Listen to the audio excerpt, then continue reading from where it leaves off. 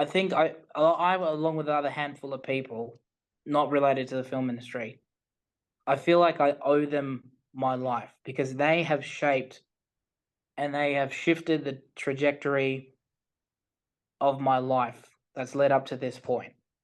Had Sam Raimi not directed Spider-Man, or had I not gone to the cinema that day to watch it, I don't think we'd be chatting right now. No, neither of us would know we existed in this earth. I wouldn't have made my short film. I wouldn't have had the friends I had. I wouldn't have done the things I've done.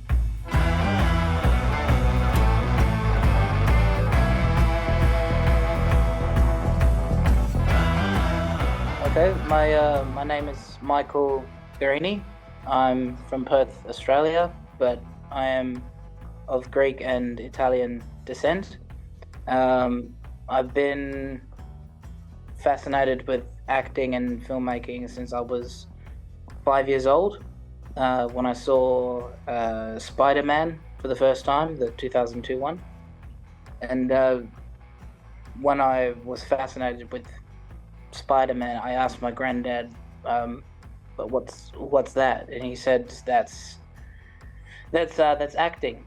And I became that's what I linked it with that, and then I linked acting with filmmaking as I grew up, and that became, my passion. That sparked it, and I fed the fire, added more fuel to it, and over the years, I just directed my path to more acting and filmmaking, essentially.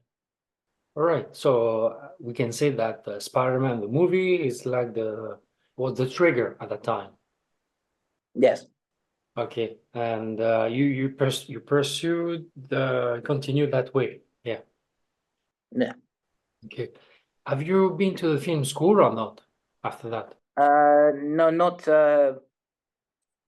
It's not a film school like dedicated to that, but it was a place that we called TAFE, which is like a community college, like that kind of thing, Kind of a workshop. vocational school. It's a Uh, workshop. yeah, kind of like that. Yeah, Okay. Right. So you and learned different mm, techniques, and yeah, yeah. I how learned was it about. working? How was it learning there, basically? Yeah, yeah. I learned like screenwriting, a little bit of producing, cinematography, like how to work on a certain camera, the red camera, as well as how to direct actors, and lighting, and editing as well as some other fun stuff as well, like color grading, post sound mixing. What else? What else? And sometimes makeup, like for some things. And we made our short films there, and I made a short film there as well. Technically my first one, but I graduated in 2017 with an advanced diploma. That's the highest you can get. And straight after that, the year afterwards, I just developed my production business, doing photography and videography work for clients, for businesses, for brands, Okay. just building a portfolio and earning money that way. Yeah, making a living. Okay. And I was also getting into acting on the side, just working on some stuff for free just to get some, just to build a portfolio, get to see some short films that I acted in and use that for bigger work later on. Uh, and then as I've gone up, I've made new friends within the photography and videography and the filming community in Perth. And we just started working with each other throughout the years. And that helped me during COVID as well to take action and to start writing my own short film because I was helping others and I wanted something for me as well. How many projects have you been involved as a filmmaker? Uh, in various film roles, including acting, probably around just around 10 to 13, and that's including commercials, short films, music videos, at, uh, one feature film, and all that. Yeah, at different positions, right? yeah. Okay, okay, I see. Uh, but about your last project, it's a short film or is it a short? Full circle. Yeah. Yeah. So can you tell me more about this short film? How Okay. it inspired and Yeah. So when I was right, it came to me in a dream. First off, and I kept having the same dream over and over again, and I noticed it at the time. And I'm the kind of person where if something repetitive happens in my life, or if I keep having the same experience or the same thing happening many times, I just think, okay, I need to take action on it just to get it to either stop or to like fulfill it. And same thing happened with my other concepts later on in the future that I'm plan to produce. But essentially, when I was writing Full Circle, I was watching Sin City at the time, and I got inspired by the black and white noir look Mm, and the aesthetic and the kind of storytelling that it has, as well as Chinatown, the 1974 noir film with Jack Nicholson. mhm, That because there was the element of crime and corruption allured me, and I wanted to add a hint of that somehow, but still being a bit original. mm. And that's where the hitman and that's where the assassin character comes from. And without giving too much away, the story is about an assassin who, on the job, is contracted to kill his target, and he does it as as not as blasé, but as peacefully and as quiet as possible. Yeah, Mm. goes to a house the other side of the road, opens up his case, and assembles his rifle as he's done like he's done it 1,000 times, and it's only then at that point when he realizes that something's gone wrong, but it's too late for him to do anything about it. Okay, all right. Cool, cool. And then how was the workload? How was the preparation, organization? Oh, well, I was working on my documentary at the same time when that was being written and being made. So I was working on two projects at once. So it was a little bit hectic, a little bit frantic at times. But I had my group of friends that were willing to help me out, and I would give them roles that they wanted, like crew and other cast. And at the same time, I was listening to a podcast called the Indie Film Hustle podcast. And the more I started listening into the teaching and the people behind it, and it woke me up from the reality of indie filmmaking and indie film distribution and how to make a living and how to get yourself out there with your short films compared to the rest of the world. It opened my eyes, and that helped me take a step back a little bit just to reassess and how to reformat the production at hand. So there was a bit of a delay in that, but that helped me in the long run in terms of how I treated my short film from beginning to end, or even to now.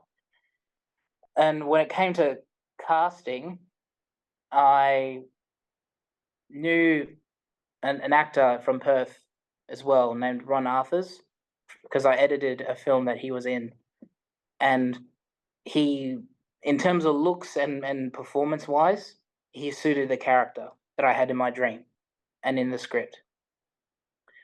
And when I was acting as in a little music video, like another community college music video, just for fun, just to do something. and I saw one of the other cast members. Her name is Cassandra. She plays the femme fatale, or as I call it, the lady in red. Mhm. I saw her when I was there, and it was one of those moments in life where if you heard a story of someone having a dream or having a vision of something, and then they see the closest thing like that in real life, like right in front of their eyes, Mm. that effect happened to me when I saw Cassandra, and I thought opportunity is knocking, so I must talk to her. I must tell her about this role. I really hope she accepts. And she became interested in the character and in the short film, and she accepted. So I'm very very grateful for that. And so we got that's casting locked in because I play the main character. Mm. And when it came to other stuff like other crew, like makeup artist or film armorer or post sound mixer, I hired those in pre-production from friends of friends or from other leads. Mm. Then we did the production plan, the very first one, just to iron it out and make sure what we need. How much is it going to cost? Okay, that. Okay. We then finally started shooting in September 2022. It was 2 days, um, and that's all we needed. Mm. And so everyone on set, almost everyone on set, a couple had to bail out, but nothing, nothing too important. Just we could go, but we went by with all that. So the shoots were successful. They were cool. They were good, and it was a year in post production, from editing to color grading to post sound mixing. Mm. I was waiting for my friend Jackson to finish Mm. the editing. Then I would do the color grading. I would do the black and white, and that was very challenging for me because I never did color grading to that scale, that level. Mm. And I kept making some mistakes along the way, tripping over myself, and had to go back and frame by frame, like correct everything and put everything, keep things consistent. That was one of the difficulties, but it was fun learning that as well. It helped me. It gave me a good challenge that I knew I could do just with enough time. But that dragged on until around around June 2023, and I was on and off because of other work and other things happening in my life. And unfortunately, during the post production process, my good friend named Jose, he was He was one of my best friends. He was working on as a grip. Unfortunately, he passed away last year, so I had to grieve. You Oh, know, yeah, sorry about that. Yeah. that's okay. It's okay, Shokri.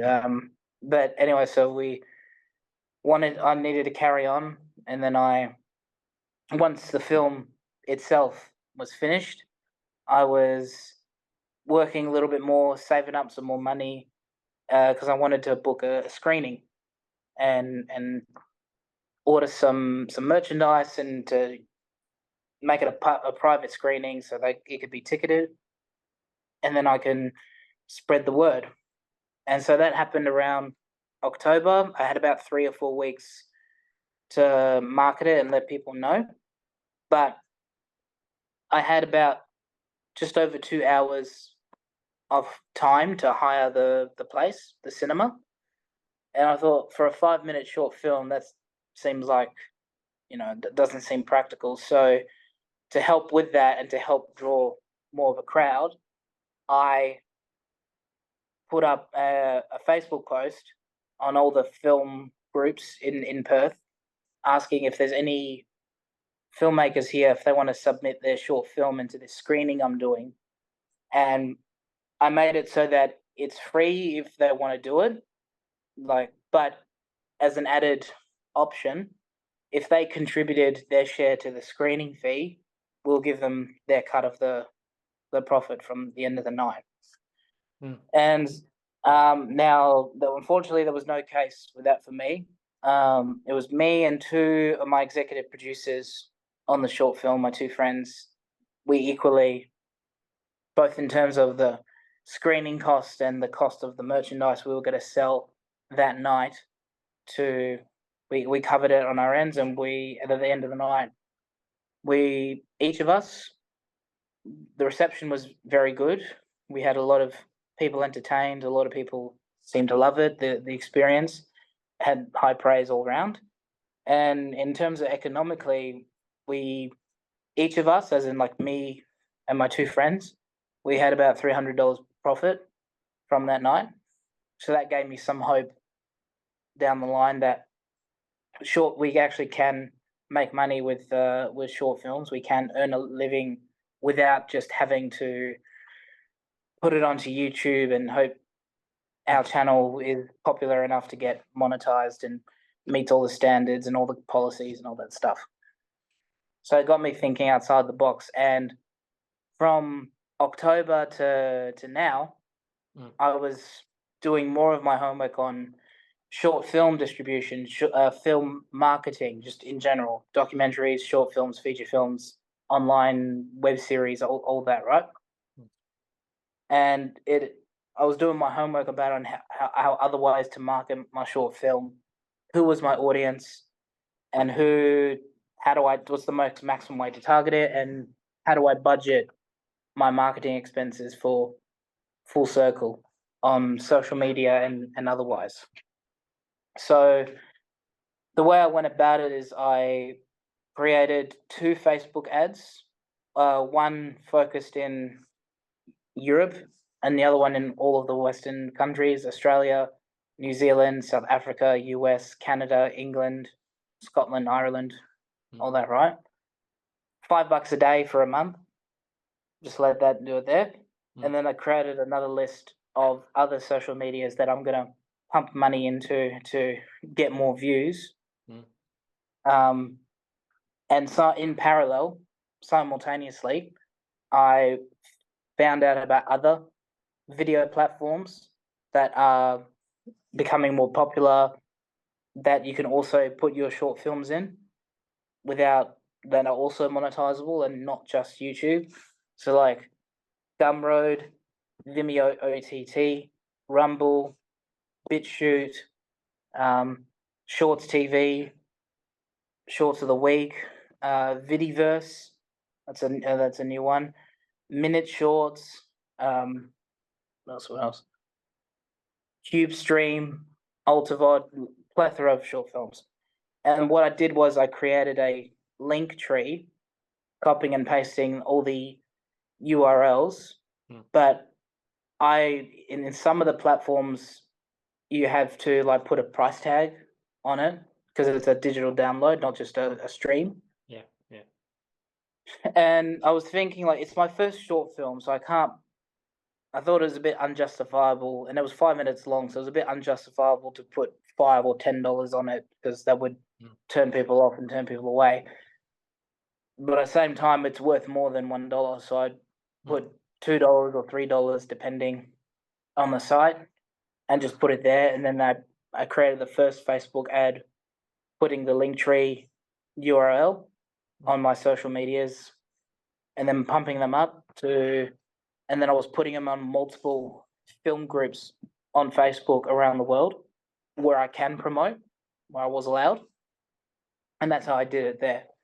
And the numbers are still piling on in multiple platforms. And I figured out some other indirect ways to, 2 birds with one stone, market it and to earn a little bit of coin from there as well. One of them was through blogs, just writing blogs about my short film through Medium, and got views and spread the word on that as well. Copy and paste the link everywhere I could, get people to see it, get people to read it, and that generated views, and that made a little bit of coin as it's going up. And I'm making more and more blogs about all filmmaking stuff down the road. And so then I also expanded on my merch as well. And my friend, the one I casted, Cassandra, she has a friend in Perth that has a clothing shop, but it's the business model is that it does deals with local t-shirt artists and like sells their t-shirts and sells their clothing there. So I did a deal with him for my remaining t-shirts that went unsold that night. And so we did the deal, have a few sales from that as of June. So got that sorted. What else? And I've add them to my store as well on my website, and just saving up some money here and there, and copying and repeating the same sort of strategy, copy and pasting with everything related to Full Circle. Okay, right. So you basically you have the bigger picture of your project. Did you think about that at the beginning, the ideas about the marketing, how to distribute the film and all the online marketing, the ads. Did you start thinking about that at the beginning, or from time to time, I have to think, you have to have this and this and this? I thought about it more so, that stuff more in the very late stage of pre-production, so just before we started shooting. Mhm. Because I said before, at that time, that's when I was listening to Alex Ferrari and Indie Film Hustle podcasts, and that enlightened me to start emulating those strategies for indie films that he's done. He's did the same sort of stuff, but with his films, and I try to copy that a little bit and tweak it so that it would be appropriate for my project. And so that's what I started taking into account, and then I expanded more of that during shooting, during the 2 days, and then during the post-production phase. Okay, right. Okay, right. Um, did you think about the crowdfunding about that? Um, I did think about it. I wasn't that knowledgeable about crowdfunding, and I knew that with crowdfunding it was going to be a little bit difficult for me at the start because I've had no social proof. Like I've had no proof before of doing it before, no reference point for similar stuff like mine, and also when it came to crowdfunding, you in Australia, like they don't consider that as income, as an expense, and I viewed that as a bit of an IOU to all my donors, and so I was a little bit frightened of that. And also, if there's more control if it's from my capital, my own income, and my other two friends as well. So we have more creative control of that as well. And I was afraid that I wasn't going to be able to reach the budget if I did crowdfunding because, except for Indiegogo, all the other crowdfunding sites, you have to reach your goal. Otherwise, everything gets refunded. So that Really? would have made, yeah. Don't remember the rest there. There is one, I think it's French. Yeah, it's French. It's called Ulule. Ulule. Okay. That's another platform, but I don't remember if there is a goal to reach or maybe a refund after that. Yeah, but it's good to know that because otherwise all the work it's dished. It's for nothing basically. That's why a lot of indie filmmakers, if they know what they're doing, they go with Indiegogo because, unlike all the other ones, even if you don't reach your crowdfunding, your budget goal, you still keep whatever's been donated. So you got something rather than nothing. Yeah, there is another one. It's more general, but I found some short films crowdfunding there. It's called GoFundMe.com. Ah, go found me. Yeah. Different Okay. topics, of course, and I found Mm. on the one based on short films, and you don't have Mm-hmm. to reach a goal. I think there's maybe a deadline or maybe not. Yeah. So yeah, different different ways, different platforms Mm. to crowdfund your project. And yeah, I think that is, of course, you have to see the commission, the rate. Yeah, they're usually around 5 to 7%, depending on the platform. So that's why you sort of got to add the 5 or 7% in your actual budget just to compensate for that, you know? Yeah, yeah. Okay, right. So on the to be ready on the set, how was the gear? How was the lighting? Mm. How was the sound? How was yeah, the camera? Yeah, Yeah. yeah. We for camera we used my Sony A7S II, and I got my friend Jeremy to be the cinematographer, and he did all the shots, and a lot of the equipment was primarily mine that I bought. We hired some stuff, but nothing too much. Uh, Lighting, we used mainly a lot of natural light. We used a couple of black flags to help Mm, prevent any spill, from certain corners and all that. But aside from that, we used natural light, just sunlight, because I wanted to look as natural as possible. And it also helps with contrast with noir, especially that location. mm, So there wasn't much lighting involved. So with catering, I had my unit production manager, do the typical like pizzas, KFC, all that all that stuff, mm, to feed the crew. So that was pretty good. Good on him. And we had a makeup artist named Vivian. She did she does the fake blood on my mouth and on my back and on my hand, uh, as well as the makeup on the femme fatale, as well as the hair on the the hitman. No, not me. The contractor, the target. mm. They're interchangeable, and they both did. Everyone, like literally everyone, did a fantastic job. I was I was actually impressed. Very little to no hardships, little to no difficulties or bad moments on set. It was actually pretty smooth. In fact, on the second day, we finished a little earlier than scheduled. So that's always pretty good. So yeah, everyone brought in the A game and everyone did well. Okay, cool, cool. Yeah, it's good to have this kind of energy spirit on set. It Mm. helps you to move forward and to continue and to bring something, um, Hmm. which it's being creative basically. And yeah, Mm. how was the editing video? How was the music? You put some music on- Yeah, yeah. So oh yeah, when it comes to the sound on set, we had my friend Josh, who's a sound mixer, an audio guy.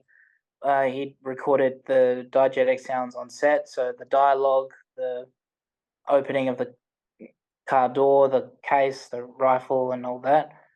And the prop, we hired a film armorer to supply the rifle legally.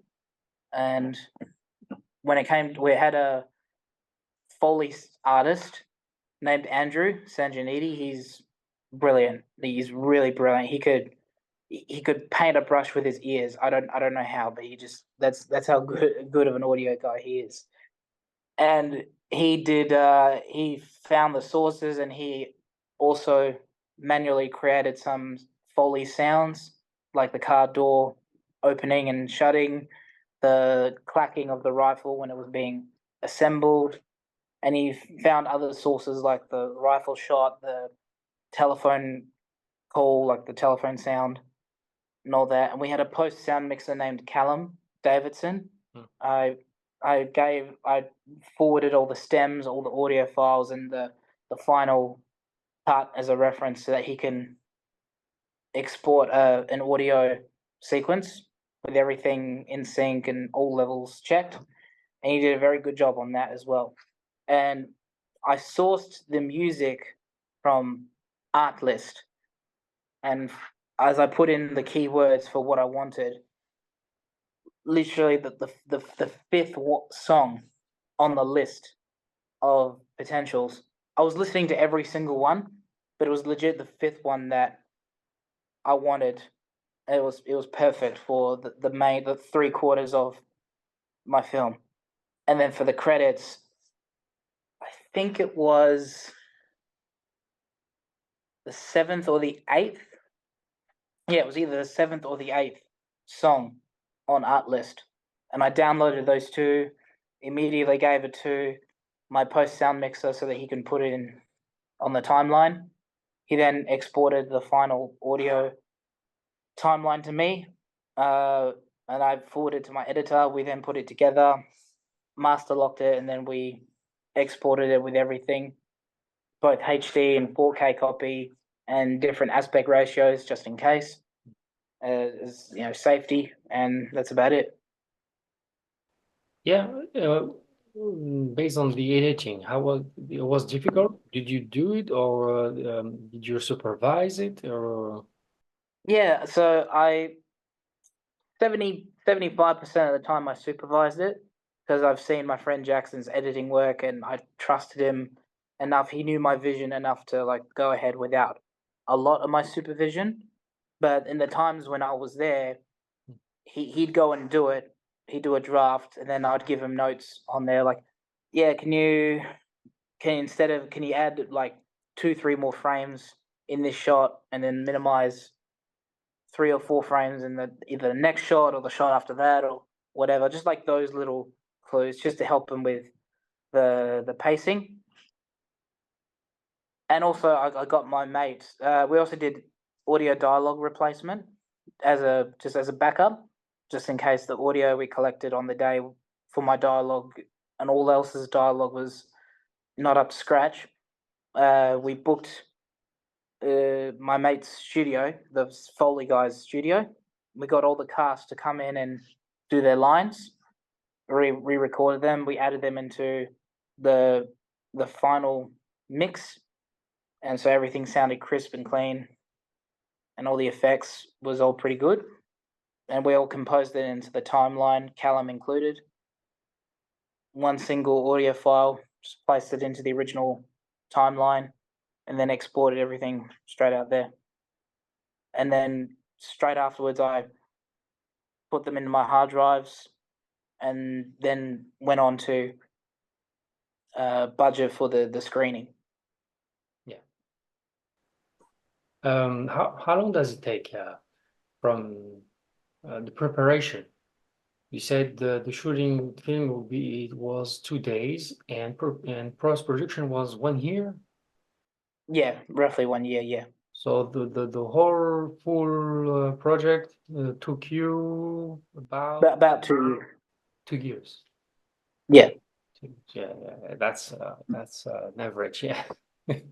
yeah. Well, I thought it was a little bit longer than I desired, but that's because I had a lot of things going on, and not just in my life, but all the crew and cast members' lives. Um, and that happens as well. Yeah. And also at the same time, I knew it was my first one, so didn't want to fall into the trap of that pressure, time pressure. Mm. So I wanted to take it a little bit slow, just so I'm not tripping myself over and not making any mistakes due to self pressure and self stress from time management. Yeah. Okay. Right. Yeah. Yeah. Mm. Okay. What was your best experience? Do you have maybe some anecdotes? Mm. But relating to the short film or just my No, overall, yeah, different stuff. Yeah. oh my best moment so far, well, one of them would be the final shooting day when I knew that it was wrapped and we got what we needed, and then we can move on to putting it all together. So I was very happy, and I was happy about the fact that everything went smooth mostly, and that everyone else was happy and having a fun time, knowing that I contributed to them being happy and contentful and proactive that day. And then another great moment was on the night of my screening.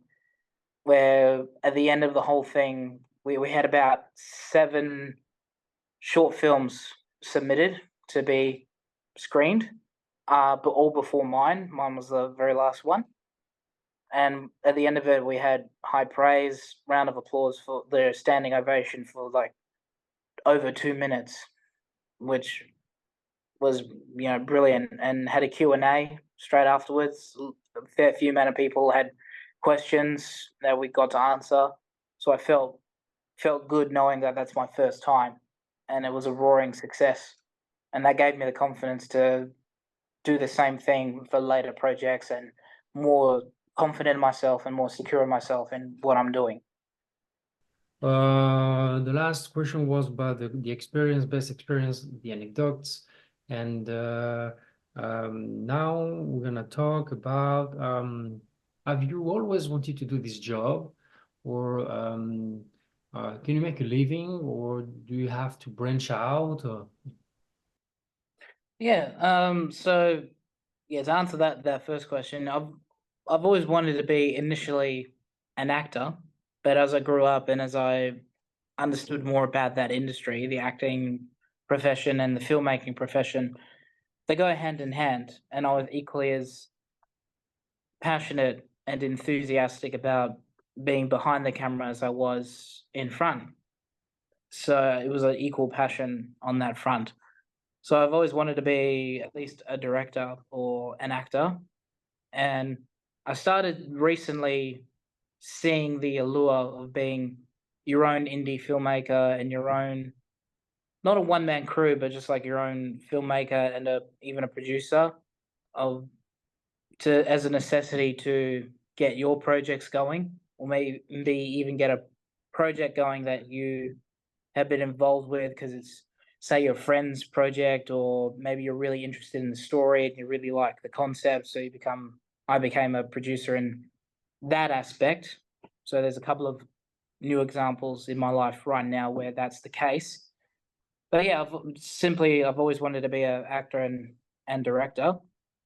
And to answer the second part of that question is, if you know what you're doing, then yes, you can. It is possible. You can definitely earn a living. I'm not saying you're going to be, big Hollywood multimillionaire level type status of earning money, but in terms of making a living, doing what filmmakers love doing, i.e., making their own films or making their own content, then yeah, it absolutely is possible. But like everything, almost every other industry, even if you're an employee or a freelancer, you still got to know what you're doing. You got to do your due diligence on how you can market your stuff, as well as to the right people, to the right niches. As long as you figure out who your audience is for this particular project, who will be interested in it, and depending on other factors like what it is about, how big is that audience, how loyal is that audience compared to other stuff, other niches that exist in the world, as well as how are you going to stand out compared to the rest, both in terms of with your projects and how you operate and your personality at large. So all of those factors do come into play. Now, it would be, I do think it would be hurtful of me to not say that luck is not a factor. Luck is a factor in everything. That's inescapable, and I think that's the one thing we don't like to admit, because but the definition of luck is that there's some sort of external force that we can't influence or we can't control when it comes to a certain outcome that we desire. But I think facing that, denying that will hurt not just filmmakers, but it will hurt anyone in their prospects. Then accepting it and embracing it, that, you know what, yeah, luck is a factor. How big of a factor it is, well, that's more determined in how proactive I am fulfilling my dream or fulfilling my goal. That's the one, I think that's the one tiny aspect about luck that we can, some chance, alter the not the probability, but the amount of influence it dictates. So with that in mind, there's still some techniques and tricks and some procedures that you can implement that are not all of them, but in some cases, a few of those evergreen. But I think you can, as long as you tweak it so that it's appropriate to your production, whatever it may be. It may be a short film, it may be a feature film, it may be a documentary, it may be about bodybuilding, it may be a criminal documentary, it may be a Mother's Day drama, like anything really, or a chick flick or anything, whatever the niche in the genre and the audiences are catered that will eat up your film or your content. And as long as you're aware that that's who you should target and target towards, then I think you will prosper more than you think. And it's also, you got to know how to diversify your income streams as a filmmaker. It's not enough to just simply put it up on YouTube and make that the primary thing. Nowadays, with social media, you can monetize almost anything on the internet, or there's almost every way you can monetize something, both directly and indirectly. So I think that filmmakers, and this is a very challenging aspect for not just filmmakers but artists in general. I think they need to be a little bit more entrepreneurial in terms of their how they operate their business, how they market themselves, how they diversify their income or their revenue streams from the same thing or a group of things, and how to collaborate and teamwork and speak to the right people across the board. Okay. All of those factors come into play with how you can make money with not just short film, but any of a filmmaker's content.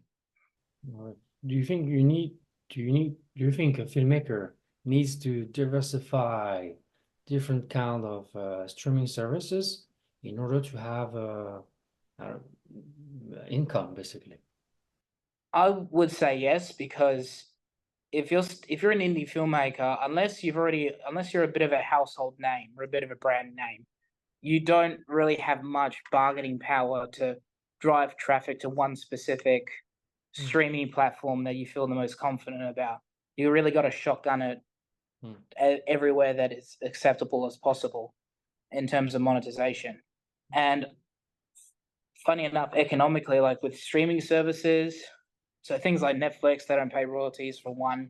They usually, not all territories, but most territories in Netflix, they don't accept short films for one. And with YouTube, even though that Tubi, there may be the highest earning, that I don't think the amount that you could potentially get is enough. So it's always best to cover your tracks by having as many streams of income as you can. Some of the best, think of it sort of this way: some of the best investors, they don't invest all of their money in one stock. They have multiple mm, stocks. That way, in case one falls, you still got the rest to cover yourself and subsidize any loss that you could have made from the one that fell. And it never ever hurts to, and I'm not saying this to be greedy, I'm just saying this to be realistic with the economic times right now, that it never hurts to have multiple income streams, because you don't know when one will fall, one will just be a trend and it will fail. And if that is your primary one, then you've really shot yourself in the foot in that one. So it's more like an insurance policy in that mm. case.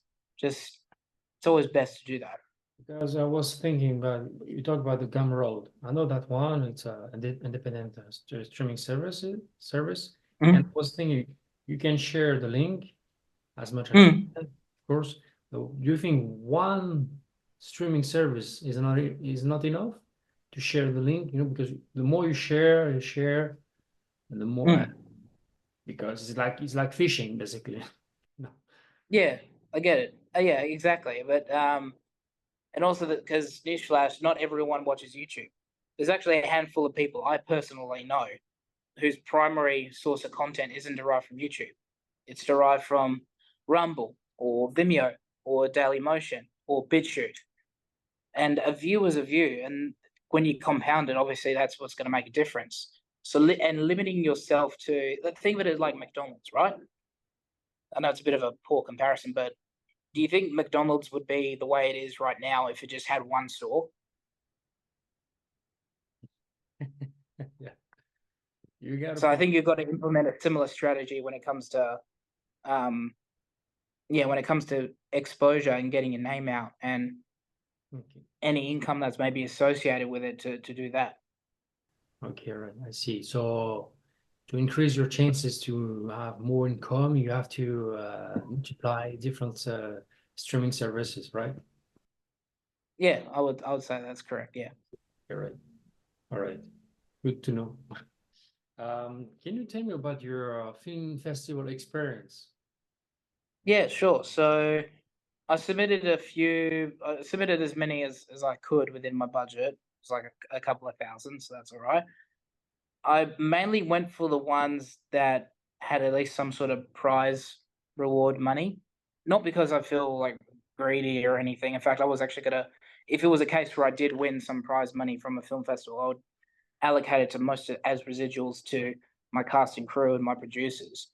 So it wasn't like I was gonna get the lion's share or anything. But it was more in the case of return on investment, whereas you can't really declare that as a write off if you won an award for one. But I submitted to Greece, Italy, US, the UK, Canada, Mexico, Argentina, Brazil, Australia, New Zealand, China, Japan, as well as Thailand and India. And I got a couple of film festivals submitted, like selected in India, one in Prague, two in Australia, and one in LA. So that was all pretty good. Hmm. And I went for film like festivals, one more just to get my brand name out there, my film out there. And secondly, I viewed it more so as like a rite of passage for your first time. So I don't think I'll go through the film festival thing in my next shorts. I'll just go straight to putting them onto platforms and marketing the shit out of it. Beautiful. And did you attend it to the any kind of I any festival? I attended the ones in Perth because I got accepted into a couple, obviously in person. I went to Adelaide for the other one that got accepted at Glenelg Film Festival in Adelaide. I went there because I had family there at the same time, so it Yeah. was just good luck. Yeah. But all the other times, I said that I couldn't make it in person because I just couldn't travel there and all that stuff. So, but they're fine. Like it's not really a requirement if it's international. So it's Yes. all good. They'll if you win an award, they do it on your behalf and Yeah. forward the award and all that stuff to you anyway. So it was all good. Yeah. Yeah. That's all right. Yeah. Okay. All right. So the next question is about the technology nowadays. Mm-hmm. In the previous years, anyone could buy a computer, a laptop, start Hmm. editing, buy a camera, doing some films, right? Now we have the AI technology. Uh, Mm. do you think that's the future of cinema? I I do think it's going to be a lot more common, but I don't think it's going to outright replace practical cinema making, practical filmmaking, for that sense. Because they even, I think someone even asked this in Chat GPT or some AI software, and they asked like, do you think AI will completely replace cinema? And they said, and the answer said, if I wish I could find the reference to this, but it basically just said no, because it's got to incorporate that human touch. Otherwise, it just becomes bland and a bit too lifeless and alien for it to be entertaining. Hmm. No matter how much we try to refine and how much we try to upgrade AI and how much it tries to learn itself, there's always going to be the thing that separates the quality from AI, a source from AI, compared to human art making is that the human touch. Yeah, I see, I see. I think there's going to be some scenes, especially relating to special effects, that will make it cheaper, similar to how CGI replaced some practical applications of makeup and effects, magical effects. I think it's going to be a similar thing where it will not be completely overwritten, overwrite the whole film so that everything is CGI, but a good chunk of it, varying from production to production, and their budget levels will there will be an uptake in AI. However, I don't think it's just going to take over and Mm. make everything as lifeless and as soulless as it currently is. Yeah. Yeah. So now, the current cinema. What do you think about globally cinema in the world? Um, what's your thought on that? Um, well, funny enough, ironically, I think it's independent cinema is going to take a little bit more precedent due to the due to the controversies of one AI, secondly the not corrupt but per se, but the dodgy economic practices and economic accounting that leads to, plus a lot of political and social phenomena right now taking over Hollywood, where people just get grown tired of it, like woke culture or you know gender segregation or discrimination or LGBTQ preference and all that. I think there's going to be a point where people are just going to be inevitably sick of it, and so as a consequence to the big Hollywood productions that are trying to cater to those minority of people that support these social and political aspects of our life in that Western society now, I think that's going to people are going to redirect and reorient to more independent films that are not as um, that are less prone to that effect from Hollywood and all the big budget studios around the world. So I think there's going to be more eyes viewed towards indie films as a as a refraction from that compared to Hollywood. So I think Hollywood is, I wouldn't say die, but it's going to be a little bit smaller and maybe probably a little bit more democratized in terms of viewership.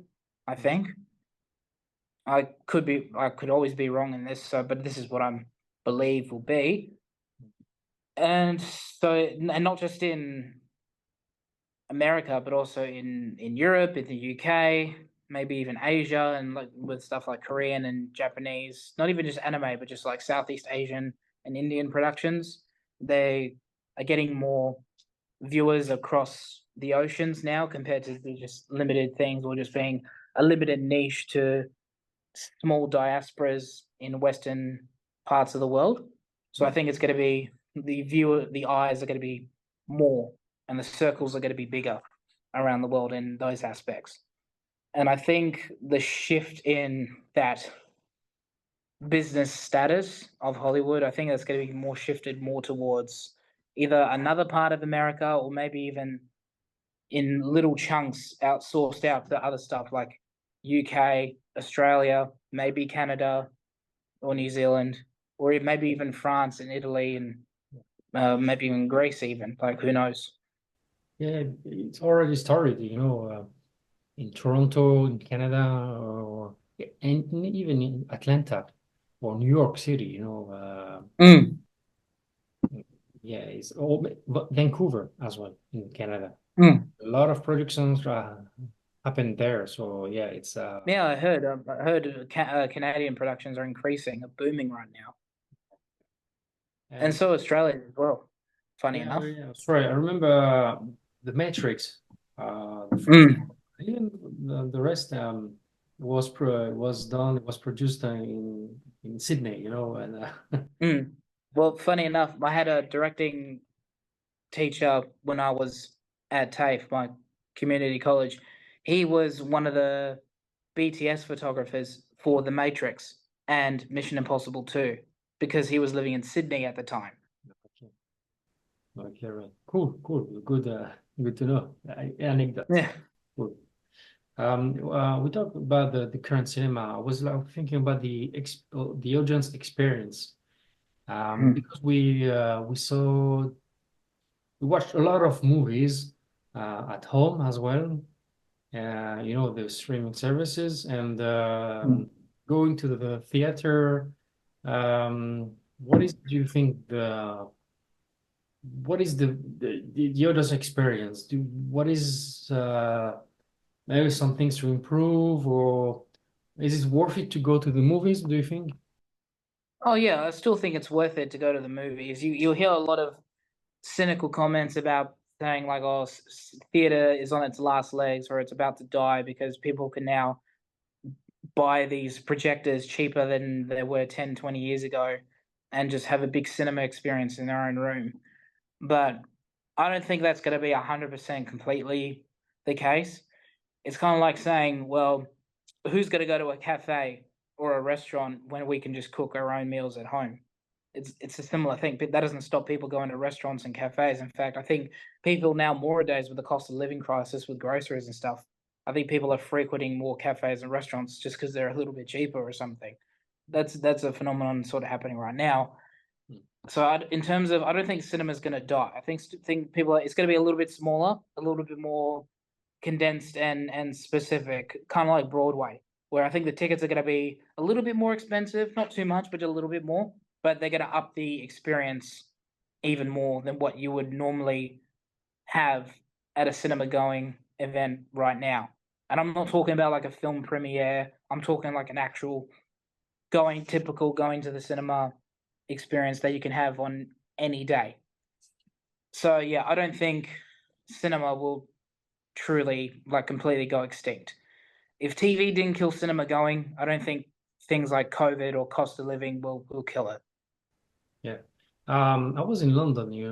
There is I went to see a movie. It's called Home Alone. So it's a classic. Mm.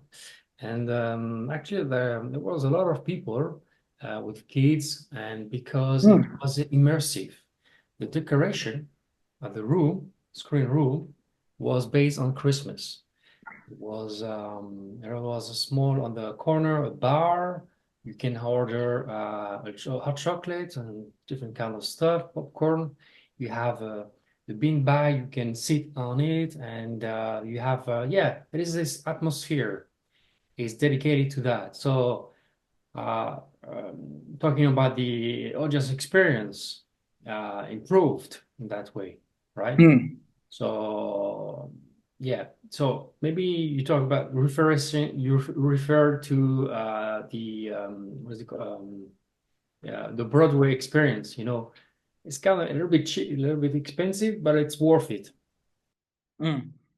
Because there's more, yeah, they pay more attention to decoration and to get you more immersed in what you're about to see, similar to how a structure of a theater in Broadway or any theater musical or anything like that. Yeah, but and I remember the in front of the screen, there was this snowflake, like And with it pouring down like yeah, pouring on top of down. the Yeah, screen. it was a good atmosphere and some music and yeah, everything was yeah, it was a good experience, and before go to the screen room, you have big room with a big bar, with a big tree, it's a Christmas tree. You can have a chat with your friends or family and enjoying the moment, basically. Yeah, it's kind of Mm. yeah, immersive, yeah, experience. Sweet. Yeah, well, that's beautiful to hear that you describe that. I think a version of that is going to be a little bit more commonplace. Like maybe if I'm projecting here and predicting maybe within 5 to 10 years, I think a thing like that is going to be a little bit more commonplace with cinemas around the world. Hmm. Yeah. It's a niche now, but I think it will be more. It will be more. Yeah, it will be more. Everybody. It will be everywhere, basically. Yeah, but I think so. Right? It's another. Yeah. It's a niche to develop, basically. Okay, all right. Uh, Another question. If you have the opportunity to work with someone, who could Hmm. it be? Well, I would actually have to say Sam Raimi, the director of Spider-Man, because I think I along with another handful of people not related to the film industry, I feel like I owe them my life because they have shaped and they have shifted the trajectory of my life that's led up to this point. Had Sam Raimi not directed Spider-Man, or had I not gone to the cinema that day to watch it, I don't think we'd be chatting right now. No, neither of us would know we existed in this earth. I wouldn't have made my short film. I wouldn't have had the friends I had. I wouldn't have done the things I've done. I think it all boils down to that specific point in my life. So if I ever get the absolute privilege, if the stars align to the point where if I am very lucky enough to have the opportunity to even contact or meet Sam Raimi in the flesh, I would say to him, I would describe how much he has shaped my life for the better because of this, and how his film inspired me to become an actor and become a filmmaker through Spider-Man. So as a token of my appreciation, I would happily volunteer in any of his productions, any cast or crew role. I don't care if I'm an extra, I don't care if I'm a runner or a first AD or a lead actor. I don't care. I'll do it for free, just as a thank you. Yeah, I know what you mean because when you inspire people, for me, it's like the greatest compliment, I think, Mm. because it's about sharing, it's about connection, it's about, yeah, living the same thing basically, but at different levels. But yeah, you pass through, yeah, it's like, how's it called again? It's heritage. It's like, yeah, yeah, something like this, Yeah, you know. yeah. I agree with that sentiment. Yeah. So, okay, all right. There is some actors you want to work with? Um. Yeah. So probably like again with Spider-Man, like Tobey Maguire or Willem Dafoe or Kirsten Dunst. But to expand upon that, if he was still alive today, Heath Ledger. I would love to work with him as another Perth actor. I think would have been pretty cool.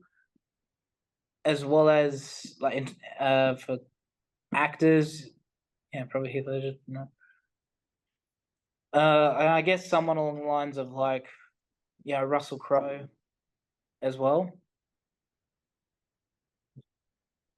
And yeah, I guess that's pretty much my list. Okay, all right, okay, oh, good. All right. The next one, the next question would be, what's it called again? Because I took some notes, but yeah, yeah. Yeah, What do yeah, that's okay. what do you wish in the short, mid, and long run? Okay, so my short-term goals would be to get my documentary that's currently in post-production done, so then I can implement the same strategy that I did, but on a bigger scale, because that's a feature documentary. And who knows, in the next couple of years, go like on some sort of national, maybe even international screening tour, and that's including like film festivals and my own private screenings from my own accord. And long term, I would like my 5 years plus long term to have my own studio, my own indie studio where I can be fully in control and create my own stuff and develop my own, probably my own platform or my own company at its own solid standing, so that I can not necessarily compete with Hollywood or Australia cinema, but just so I'm at a big enough size that I've got my own sort of my own little playhouse where I can fully maximize my vacation thing. And another long-term goal would be to film or act in a film that was shot in both Greece and Italy. I don't care if it's my production or if I'm involved in another production like Hollywood or local production or an indie production based in the UK or something. As long as I'm involved in some way, shape, or form, depending on how early I achieve that goal, I actually would be no joke. I'd be creatively content if I never made anything again. If I achieve those pretty early. I think there is some groups in Greece, in Italy, and every country, I think, Mm. independent filmmakers or even actors, producers, or in anyone. I know in London, basically, I know that for sure. In Paris as well. And I Mm. think it would be the same. It's the same for the other countries. And yeah, if you get informed about when and how and where we're gonna shoot, you can pretty much get involved as a volunteer, you know. And Mm. yeah. Oh, well, thank you for that. I'll do some research on that. Yeah, I think it does exist because I did that in London when I used to live there. And Mm. even though I'm now in South of France, but I still get involved in short films from time to time. And because Mm. I found this group in London, and this group founded another one in Manchester, in Mm. middle of England. So there is some opportunities, and you need to Yeah, be aware about that. Yeah, that's yeah, yeah. There is. Well, thank you for letting me know of that. I'll inquire further. yeah, okay. Do you have some tips for newcomers? I'm a little bit reluctant with giving advice. One, because I think I'm a little bit young, so I don't think I have enough rubber on the road to qualify myself to be in a position to give advice. But also at the same time, I would actually feel a little bit guilty if I give advice to somebody and then they implement that advice let down the road because they think it would have helped them there and then, only for it to backfire on them and put them in a worse position as opposed to if they never acted on my advice. And then if it came back to me, I would feel guilty knowing that I contributed to that misfortune, as opposed to an alternate reality where if I just didn't offer advice, they may not have been in a better position if they did not know about my advice and impede on it. So, but in spite of that, if I really, really have to give one piece of advice, this is to the emerging, like, new filmmakers, right? The ones who are starting on their first production or their first couple of productions, right? Mhm. I don't want people to hear this in a negative way. That is absolutely not at all, and I'll explain why. But your first film will always be shit. It'll always be shit, but that is okay. Your first one will always be shit. It doesn't matter who you are. It doesn't matter what production it is. It doesn't matter who's involved. It will always be shit when compared to when you refine and hone the craft over time as you get older throughout your life. And it'll be a lot more refined and a bit more in tune, and you'll be able to more effectively express your vision. And that's true. It doesn't matter. Like, that's happened to Steven Spielberg. That's happened to James Cameron. That's happened to Quentin Tarantino. I don't think their first screenplays or their very first films before they entered Hollywood were that great compared to their their films that we know and love today. So, and I say that hopefully filmmakers can have a sigh of relief so that they don't have this self-imposed pressure built on themselves to get it right and to get it perfect on the first go. I've had some issues, obviously, with Full Circle, and I didn't know those particular ones were bound to happen, but I knew something was going to go wrong. That's just the nature of in the productions, or when you're trying something new, or when you're trying something big or creative. That's bound to happen. So hopefully people can take that in mind and use it as solace so that they can have more fun doing what they do without having to worry about it being as perfect as they built it up in their head. Which movie or series that looks like you? That looks like me. Ooh, That is similar to you. that actually is an interesting question. I don't think I've heard that one before. They'll probably, ooh, the risk of stalling. I think that would probably, I think it would probably have to be either Spider-Man or this 1979 film called The Warriors.